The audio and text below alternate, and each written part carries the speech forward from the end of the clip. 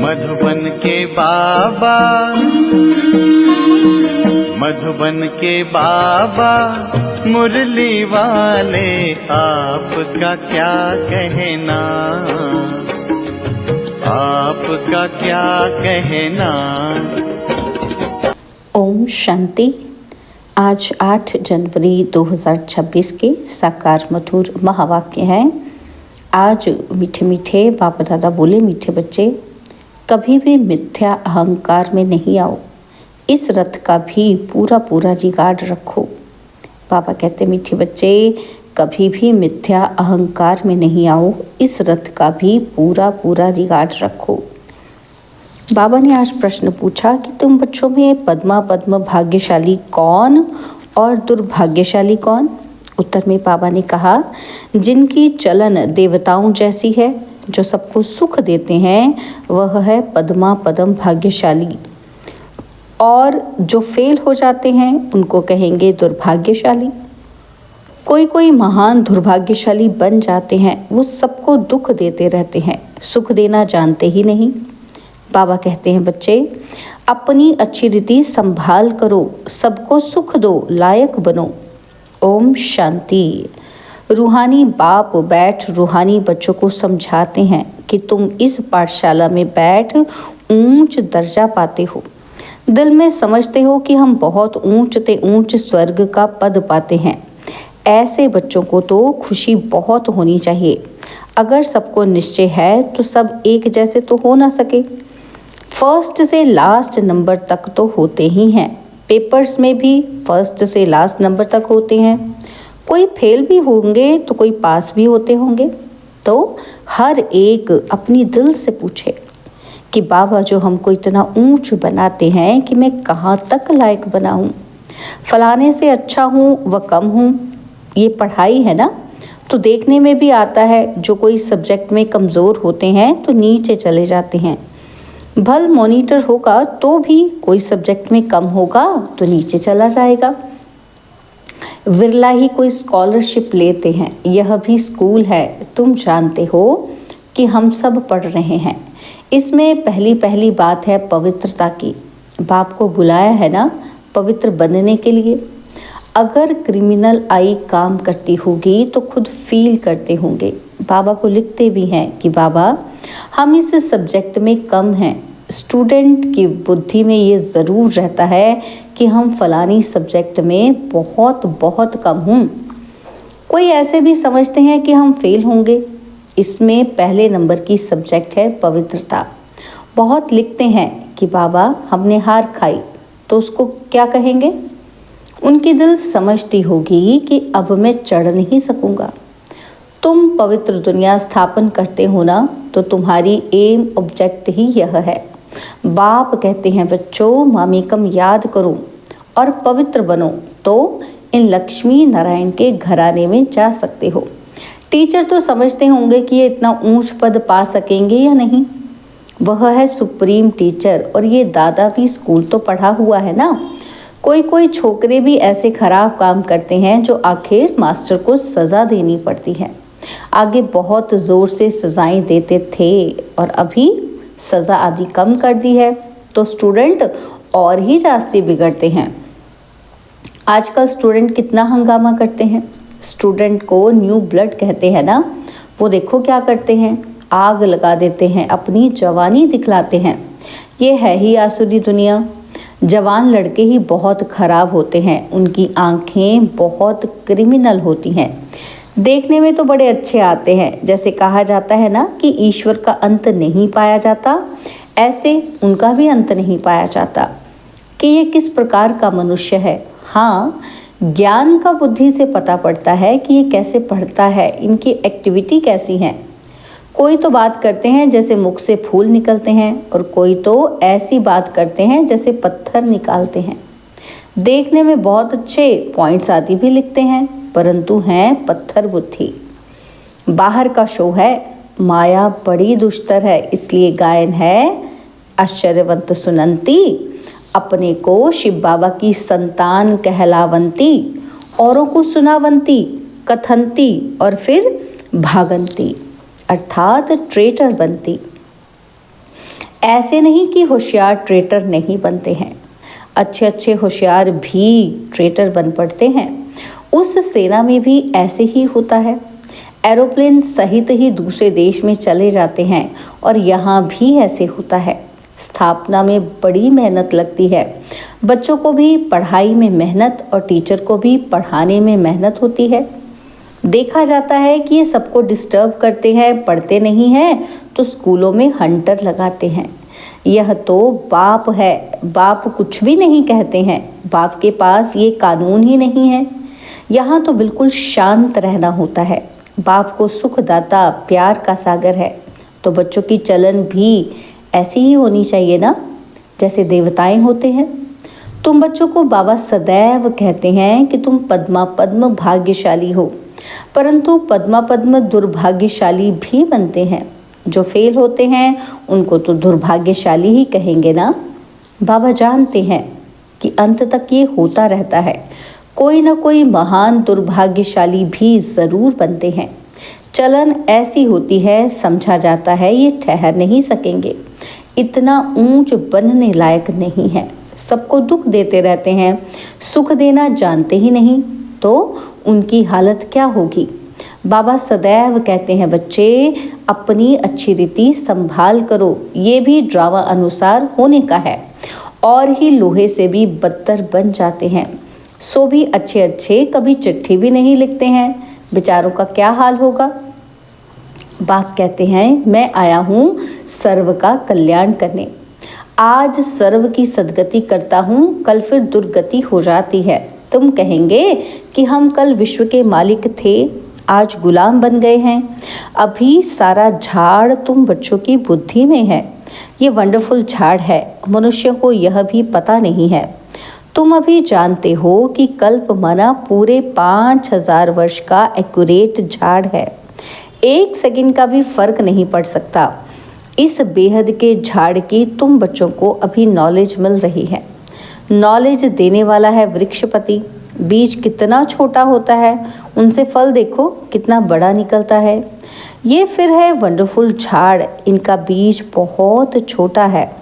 आत्मा कितनी छोटी है, बाप भी बहुत छोटा, इन आँखों से भी देख नहीं सकते। भल विवेकानंद बतलाते हैं कि उसने कहा ये ज्योति उनसे निकल मेरे में समा गई। ऐसी कोई ज्योति निकलकर फिर समा थोड़ी ही सकती है। क्या निकला ये समझते ही नहीं।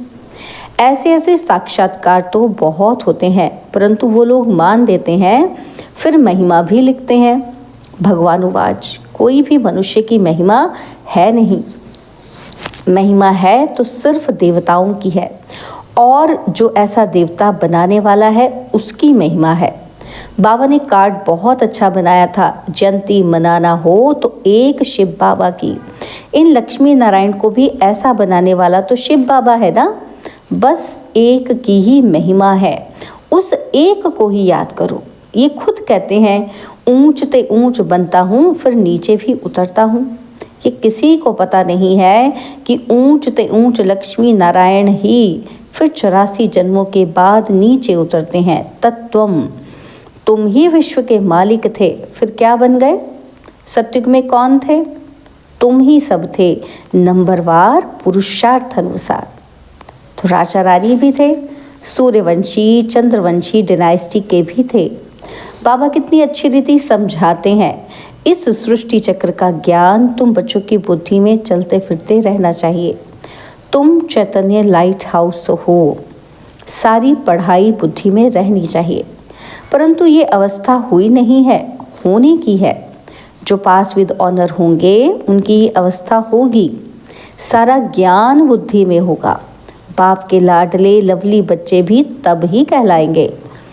ऐसे बच्चों पर बाप स्वर्ग की राजाई कुर्बान करते हैं। कहते हैं मैं राजाई नहीं करता हूँ, तुमको देता हूँ।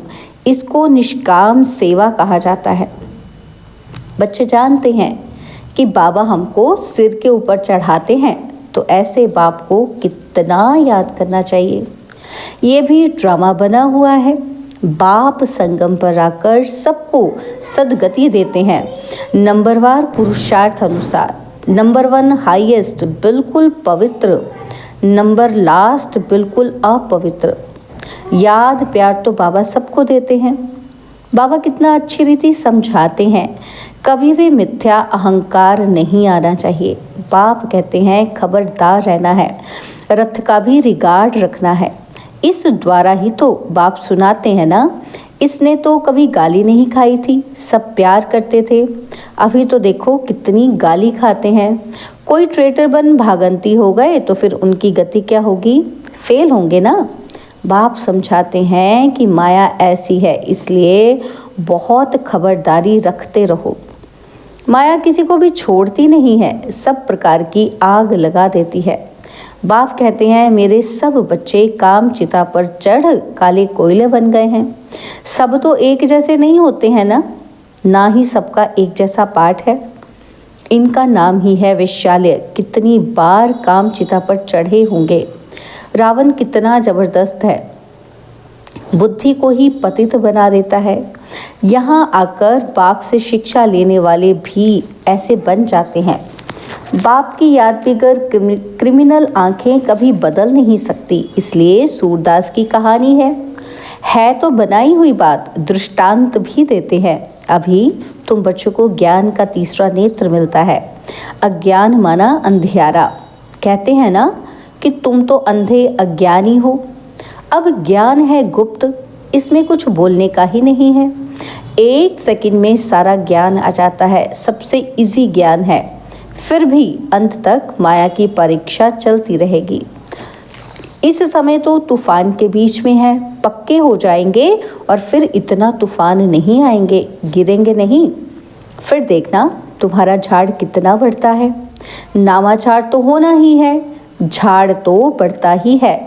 थोड़ा विनाश होगा तब फिर बहुत खबरदार रहेंगे और फिर बाप की याद में एकदम चटक जाएंगे। समझेंगे टाइम बहुत थोड़ा है। बाप तो बहुत अच्छा समझाते हैं। आपस में बहुत प्यार से चलो, आंख नहीं दिखाओ। क्रोध का भूत आने से शक्ल ही एकदम बदल जाती है। तुमको तो लक्ष्मी नारायण जैसी शक्ल वाला बनना है। एम ऑब्जेक्ट सामने है। साक्षात्कार पिछाड़ी को होता है जब ट्रांसफर होते हैं। जैसे शुरू में साक्षात्कार हुए, ऐसे अंत समय में भी बहुत पाठ देखेंगे। तुम बहुत खुश रहेंगे। मिरुआ मौत मलू का शिकार। पिछाड़ी में बहुत सीनरी देखनी है, तब तो फिर पछताएंगे भी ना कि हमने ये किया। फिर उनकी सज़ा भी बहुत कड़ी मिलती है। बाबा कर पढ़ाते हैं, उनकी भी इज्जत नहीं रखते तो सज़ा मिलेगी। सबसे कड़ी सज़ा उनको मिलेगी जो विकार में जाते हैं या शिव बाबा की बहुत ग्लानि कराने के निमित्त बनते हैं। माया बड़ी ज़बरदस्त है। स्थापना में क्या क्या होता है। तुम तो अभी देवता बनते हो ना, तो सत्युग में असुर आदि होते नहीं। यह संगम की ही बात है। यहाँ विकारी मनुष्य कितना दुख देते हैं, बच्चियों को मारते हैं। शादी ज़रूर करो। स्त्री को विकार के लिए कितना मारते हैं, कितना सामना करते हैं। कहते हैं सन्यासी भी रह न सके, और फिर ये कौन है जो पवित्र रह दिखाते हैं। आगे चल समझेंगे भी ज़रूर। सिवाय पवित्रता के देवता तो बन नहीं सकते।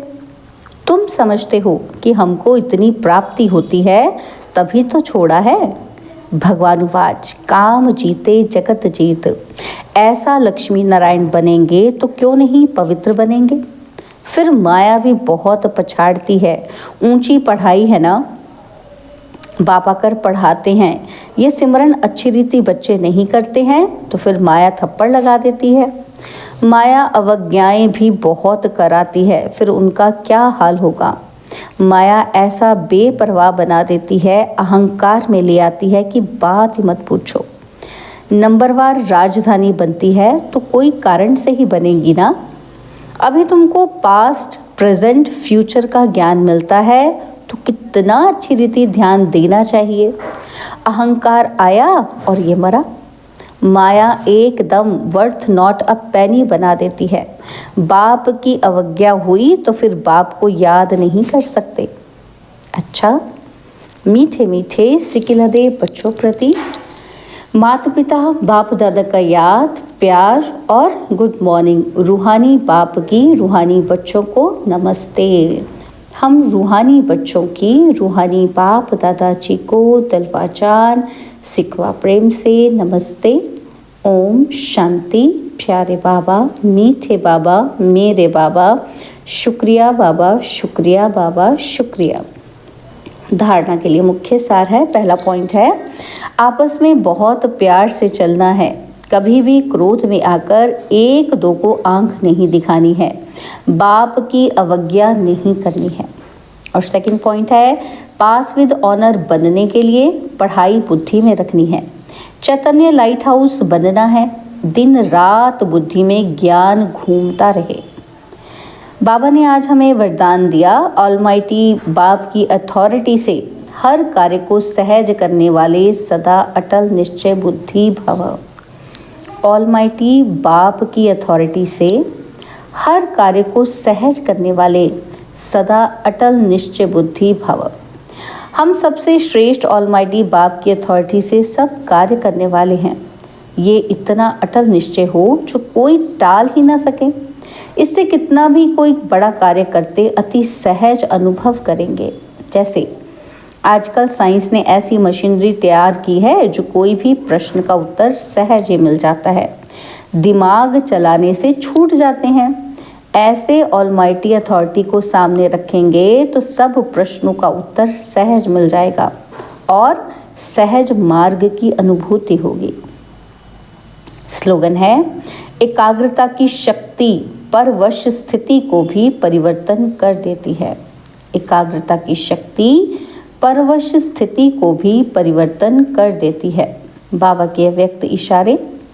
इस अव्यक्त मास में बंधन मुक्त रह जीवन मुक्त स्थिति का अनुभव करो। उसके लिए बाबा ने कहा, ब्राह्मण जीवन का मजा जीवन मुक्त स्थिति में है। न्यारा बनना अर्थात मुक्त बनना। संस्कार के ऊपर भी झुकाव नहीं। क्या करूं, कैसे करूं, करना नहीं चाहते थे लेकिन हो गया। ये है जीवन बंद बनना। इच्छा नहीं थी लेकिन अच्छा लग गया। शिक्षा देनी थी लेकिन क्रोध आ गया। ये है जीवन बंध स्थिति। ब्राह्मण अर्थात जीवन मुक्त। कभी भी ऐसे किसी बंधन में बंध नहीं सकते। अच्छा, ओम शांति। और अब यह एक बहुत अच्छी वीडियो भी जरूर देखें।